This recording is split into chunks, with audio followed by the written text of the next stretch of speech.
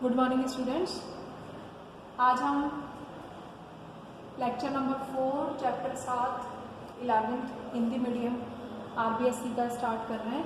देखिए, सबसे पहले हम पढ़ेंगे आयनिक साम्य किसे कहते हैं।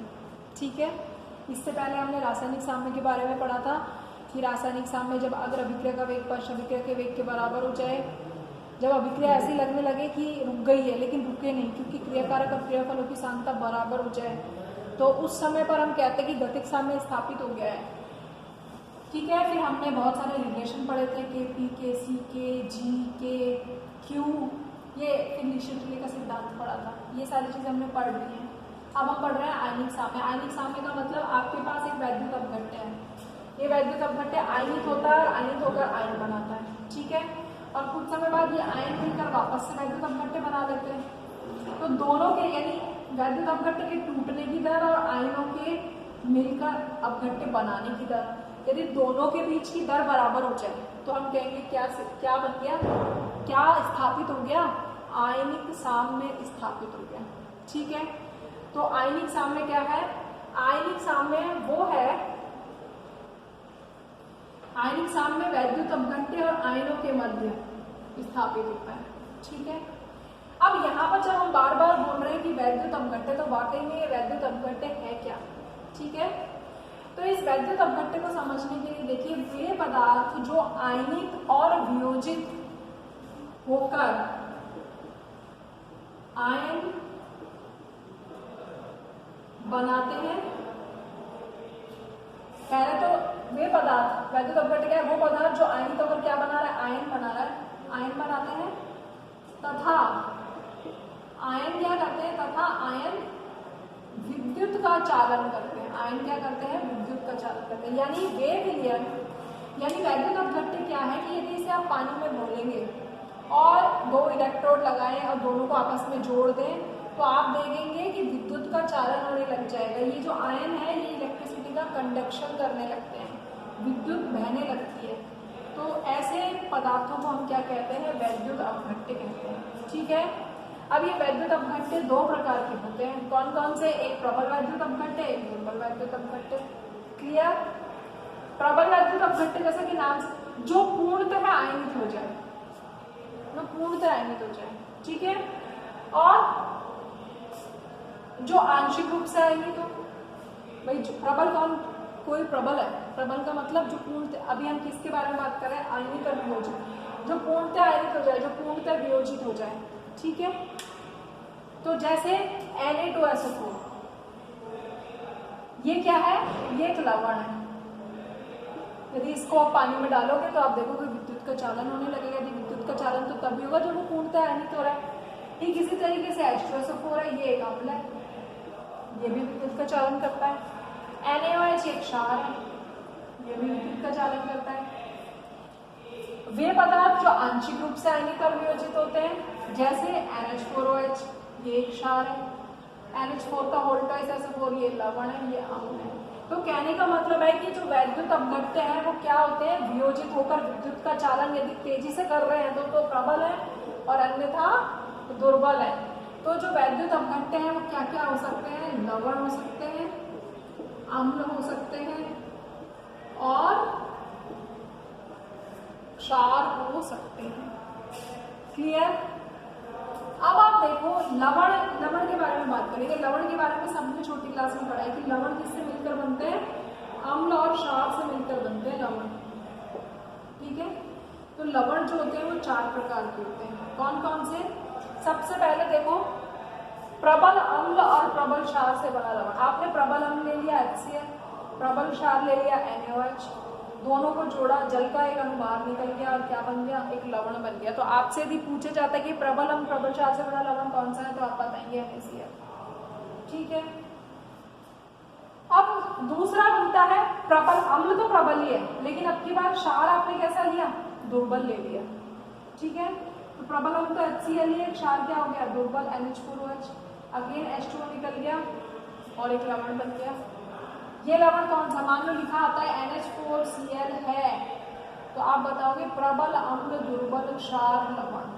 ठीक है, फिर उसके बाद दुर्बल अम्ल प्रबल क्षार से बना लवण, दुर्बल अम्ल ले लिया आपने एसिटिक अम्ल और प्रबल क्षार ले लिया, जल का अणु निकल गया, फिर एक लवण बन गया और फिर बना दुर्बल अम्ल और दुर्बल क्षार से बना लवण। दुर्बल अम्ल एसिटिक एसिड और दुर्बल क्षार NH4OH, जल का अणु निकल गया और क्या बन गया, एक लवण बन गया। तो ये क्या है, ये सारे के सारे लवण है, ये भी लवण है, ये भी लवण है, वो भी लवण है, ठीक है। तो दुर्बल अम्ल दुर्बल क्षार से बना लवण अमोनियम एसिटेट, ठीक है। तो ये लवण वाकई में क्या है, वैद्युत अपघट्य है और वैसे अम्ल और क्षार से मिलकर बने, ठीक है। तो अब हमने लवण के बारे में पढ़ लिया। लवण एक वैद्युत अपघट्य है, प्रबल भी हो सकता है, दुर्बल भी। देखो ये जो है ये प्रबल से मिलकर बनना प्रबल होगा, ये दुर्बल अम्ल दुर्बल से मिलकर बना ये दुर्बल होगा पूरी तरीके से।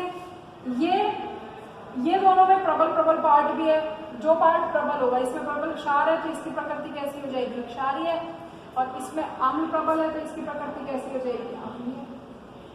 समझ में आ रहा है? तो ये हो गया। उसके बाद हमारे पास आते हैं अम्ल के बारे में। अब हम पढ़ते हैं अम्ल के बारे में। तो अम्ल को समझाने के लिए बहुत सारे सिद्धांत दिए गए, जिसमें पहला सिद्धांत है आर्हेनियस का सिद्धांत। वैसे तो आपको पता है अम्ल क्या होते हैं, जो स्वाद में खट्टे होते हैं, ठीक है, जो नीले लिटमस को क्या कर देते हैं, लाल कर देते हैं। तो ये तो आपने छोटी क्लास में पढ़ा है, ऐसा नहीं है कि जो छोटी क्लास में पढ़ा है वो गलत है, ये सही है। यदि हम प्रैक्टिकल करेंगे तो हम देखेंगे कि ये नीले लिटमस को लाल कर देते हैं। तो आर्हेनियस ने क्या कहा कि वे पदार्थ जो H आयन देते हैं क्या कहलाते हैं, अम्ल कहलाते हैं, और जो OH आयन देते हैं वो क्या कहलाते हैं, क्षार कहलाते हैं, ठीक है।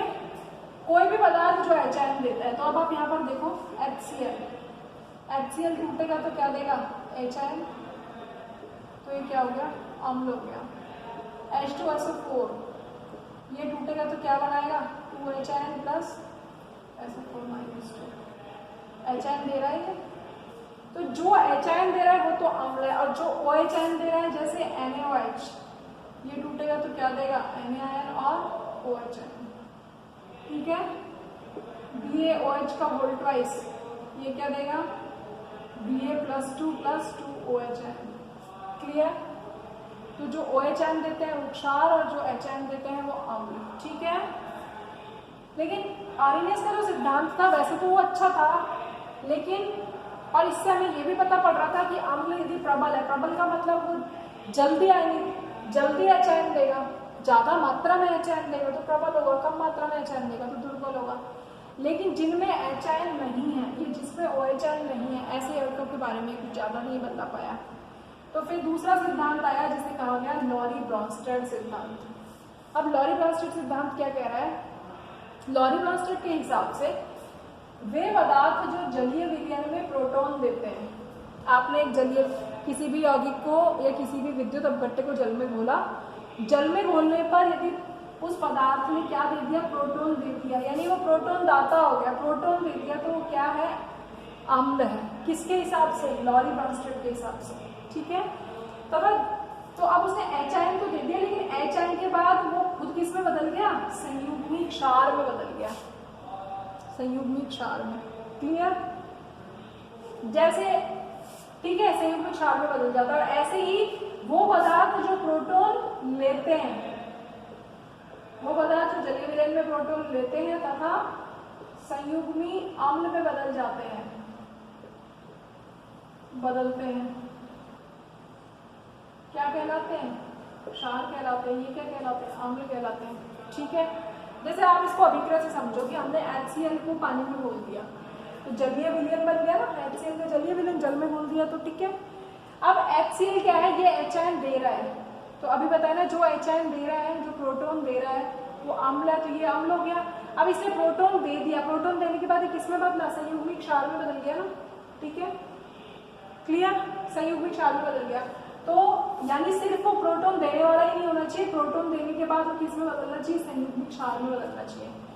अब इसने प्रोटॉन दिया है तो साइड में जो है क्रिया कारक वो ले लेगा, इसने ले लिया तो प्रोटॉन को इसने ग्रहण कर लिया, प्रोटॉन जो ले रहा है वो क्या है, क्षार है, ठीक है, और लेकर किस में बदल रहा है, संयुग्मी अम्ल में बदल रहा है।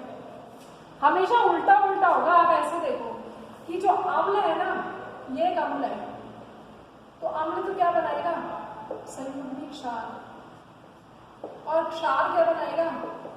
संयुग्मी अम्ल। समझ में आ रहा है? अम्ल क्या है? जो HN दे रहा है। क्षार क्या है? जो ये दे रहा है, यानी इसमें से कम हो रहा है, ये ले रहा है। यानी किसी भी अम्ल में से यदि आप H आयन को निकाल देते हो तो किस में बदल जाता है? संयुग्मी क्षार में बदल जाता है। संयुग्मी क्षार में बदल जाता है। और कोई भी क्षार जो है वो H आयन लेकर किसमें बदल जाता है? संयुग्मी अम्ल में बदल जाता है। क्लियर? ठीक है।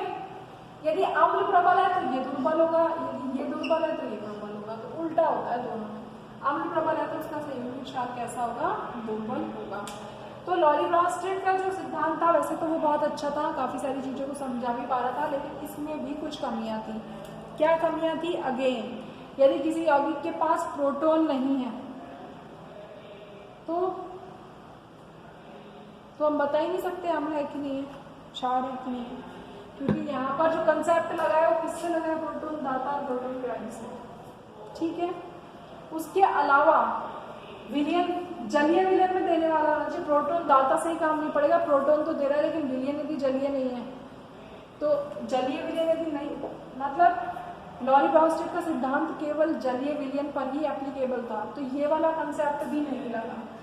इसकी जो रिएक्शन थी वो अम्ल क्षार की रिएक्शन थी। मान लो कोई अम्ल की तरह और क्षार की तरह व्यवहार नहीं करता, तो अम्ल और क्षार की तरह व्यवहार नहीं करता तो वहाँ पर भी दिक्कत आ रही थी। वहाँ पर भी हम नहीं बता पा रहे थे कि कौन सा पदार्थ अम्ल है, कौन सा पदार्थ क्षार है। तो फिर एक नई संकल्पना लगी जिसे कहा गया लुईस संकल्पना। लुईस संकल्पना क्या कहती है? लुईस संकल्पना ने प्रोटॉन और H आयन को माना ही नहीं, उसने किसको माना? इलेक्ट्रॉन युग्म को माना।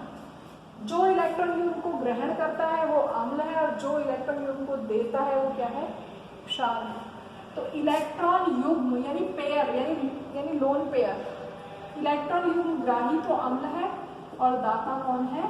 क्षार है। तो देखो इसके उदाहरण क्या हो सकते हैं, जैसे BF3 AlCl3, ये यौगिक क्या है? इनमें अष्टक पूर्ण नहीं होता। ये कैसे यौगिक है? इलेक्ट्रॉन न्यून यौगिक है। तो इलेक्ट्रॉन न्यून है तो ये क्या कर सकते हैं? ले सकते हैं इलेक्ट्रॉन को, तो ये इलेक्ट्रॉन को ग्रहण करते हैं, इसलिए ये कैसे हैं? अम्ल है। जितने भी इलेक्ट्रॉन यौगिक हैं वो सारे के सारे क्या है? लुईस अम्ल है। और लुईस क्षार कौन होगा? जो दे सकता है। देगा कौन? जिसके पास लोन पेयर होगा, युग्म होगा, जैसे अमोनिया, अमीन, जल में देखो ऑक्सीजन के पास 2 लोन पेयर है। समझ में आ गया? तो इस तरीके से अम्ल को समझने के लिए अनेक सिद्धांत दिए गए, यद्यपि सभी सिद्धांतों में कुछ ना कुछ कमियां हैं। तो इसके जितने भी एग्जाम्पल हैं आप उसे करेंगे, पीछे के क्वेश्चन आंसर्स को सॉल्व करके देखिए, कुछ नहीं आता है तो कुछ